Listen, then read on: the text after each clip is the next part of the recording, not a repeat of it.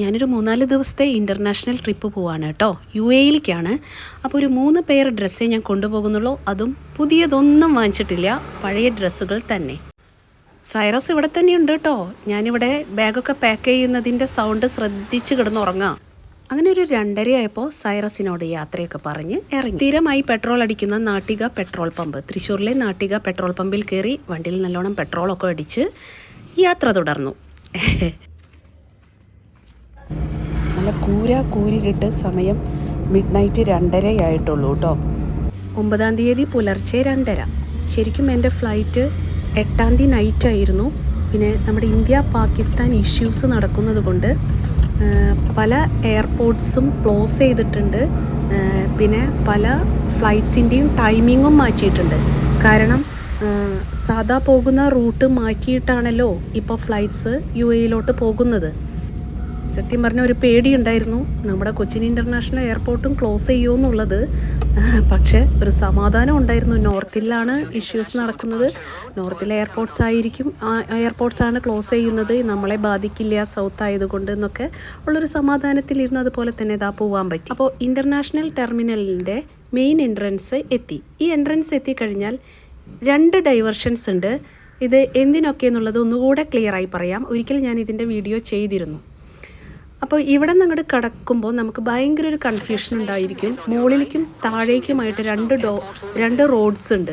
അതിൽ മുകളിലേക്ക് പോയാൽ ഡയറക്റ്റ് നമ്മൾ ഡിപ്പാർച്ചറിലേക്ക് എത്തും, ഇൻ്റർനാഷണൽ ഡിപ്പാർച്ചറിലേക്ക് എത്തും. താഴോട്ട് പോയിട്ടുണ്ടെങ്കിൽ നമ്മൾ ഡയറക്റ്റ് പാർക്കിങ്ങിലോട്ടും അറൈവൽ ഏരിയയിലോട്ടാണ് എത്താം. അപ്പോൾ നമുക്കിപ്പോൾ ഡിപ്പാർച്ചർ ഏരിയയിലൂടെയാണ് പോകേണ്ടത്. പക്ഷെ നമ്മൾ വണ്ടി പാർക്ക് ചെയ്യേണ്ടത് കൊണ്ട് സെക്കൻഡ് ഡൈവർഷൻ താഴത്തു കൂടിയുള്ള ആ റൂട്ടിലൂടെയാണ് നേരെ വിട്ടത്.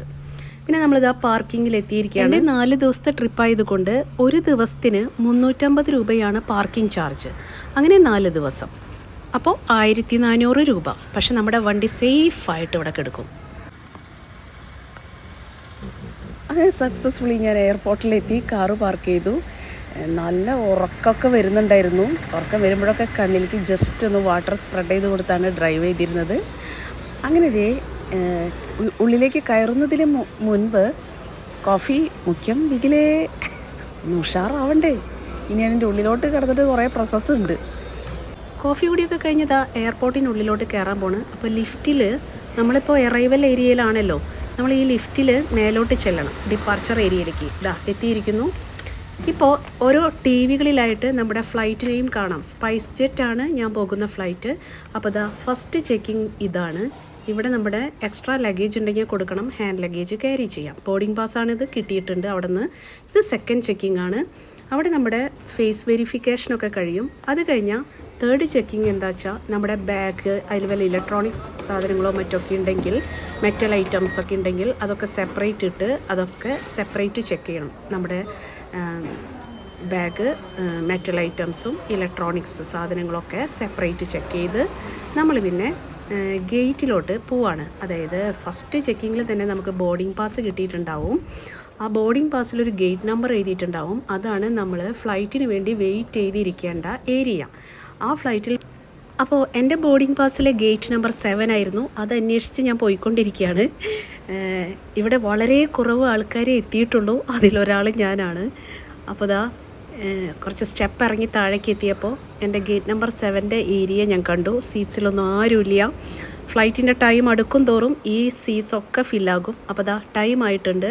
അപ്പോൾ ബോർഡിംഗ് പാസ് ചെക്ക് ചെയ്തിട്ട് നമ്മൾക്ക് വേണ്ടി ഒരു ബസ് വന്ന് കിടക്കുന്നുണ്ടാകും. ആ ബസ്സിൽ നമ്മളെ കയറ്റി എല്ലാ ട്രാവലേഴ്സിനെയും അങ്ങ് അകലെ നമ്മുടെ ഫ്ലൈറ്റ് കിടക്കുന്നുണ്ടായിരിക്കും, അവിടേക്ക് കൊണ്ടുചെന്ന് ഇറക്കും. ഇവിടെ നിരവധി ഫ്ലൈറ്റ്സ് ഉണ്ട്. അപ്പോൾ നമ്മുടെ ഫ്ലൈറ്റിൻ്റെ ഏരിയ എത്തി. നമ്മൾ ബസ്സിൽ നിന്നതാ ഇറങ്ങാണ്. സ്പൈസ് ജെറ്റ് ഫ്ലൈറ്റാണ്. അപ്പോൾ ഇതിൻ്റെ ഫ്രണ്ടിലൂടെയും ബാക്കിലൂടെയും നമുക്ക് അകത്തേക്ക് കയറാം. ഞാൻ നോക്കിയപ്പോൾ ബാക്കിൽ ആരുമില്ല. അപ്പോൾ ഞാൻ നേരെ ബാക്കിലോട്ട് ഓടി.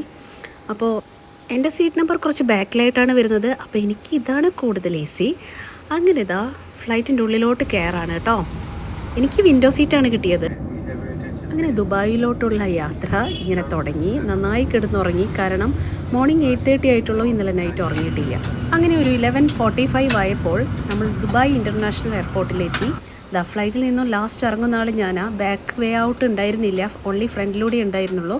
നമ്മുടെ ബസ് വെയിറ്റിംഗ് ആണ്. ബസ്സിൽ കയറി ഇതേപോലെ തന്നെ എയർപോർട്ടിൻ്റെ അടുത്ത് അവർ ബസ്സിൽ കൊണ്ടുവന്ന എല്ലാ ട്രാവലേഴ്സിനും ഇറക്കി തന്നു. നമ്മൾ ദുബായ് ഇൻ്റർനാഷണൽ എയർപോർട്ടിൻ്റെ ഉള്ളിലോട്ട് കയറി. എനിക്ക് പിന്നെ വേറെ ലഗേജ് ഒന്നുമില്ല, ഈ ഹാൻഡ് ലഗേജ് തന്നെയേ ഉള്ളൂ. ഞാനൊരു 3 ഡ്രസ്സും എസെൻഷ്യൽ തിങ്സേ എടുത്തിട്ടുള്ളൂ.